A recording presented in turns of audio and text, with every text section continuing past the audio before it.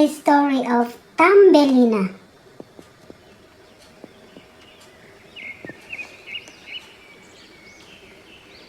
Once upon a time, a tiny maiden named Thumbelina lived in a garden. She made her home under a flower. Her bed was a walnut shell and she had rose leaf for a blanket. Thumbelina loved living in the garden. All of the bumblebees and dragonflies were her friends. One night, a toad crept through the garden, saw Thumbelina sleeping and thought, "What a pretty little wife she will make for my son." Picking up the bed with Thumbelina in it, the toad hopped away. When Thumbelina awoke, she found herself on a lily pad far out in a stream. Two large toads were staring at her. The older one told Thumbelina, "Meet my son. He will be your husband."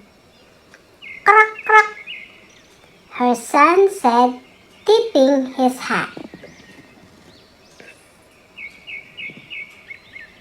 Thumbelina couldn't bear to think of marrying the toad. As the mother and son swam away, she began to cry. Luckily, fish had been listening nearby, and they felt sorry for Thumbelina. They sent her lily pad floating downstream. Thumbelina sailed past many towns, finally reaching a beautiful country.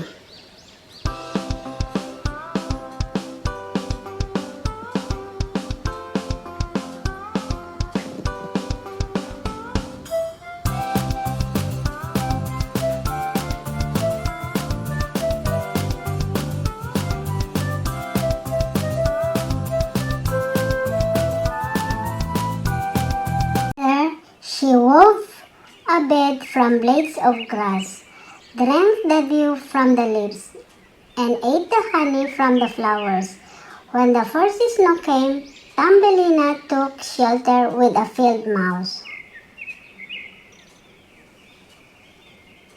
One day, the mouse took Thumbelina to call on a very rich neighbor, the mole. As they walked through a tunnel to his grand underground home, they came across a dead swallow. Thumbelina was very sad, but the mole just said, "How glad I am not to be a bird."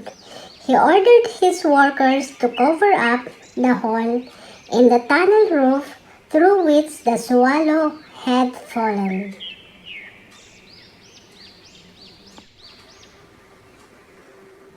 That night, Thumbelina could not sleep. Taking a blanket, she crept out of bed to the tunnel.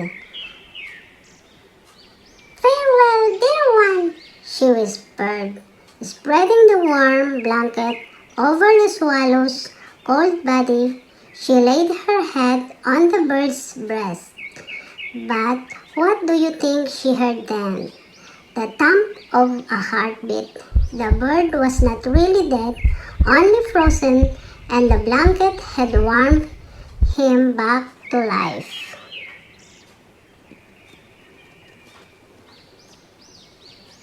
All that winter and on into spring, Thumbelina secretly visited the swallow, bringing him food and drink.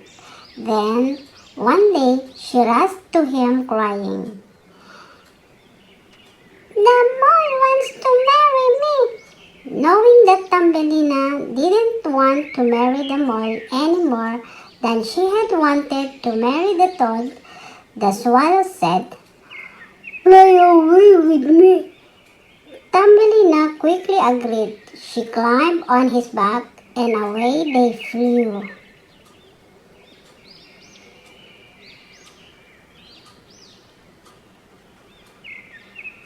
After many days, the bird set Thumbelina down gently in a field of flowers.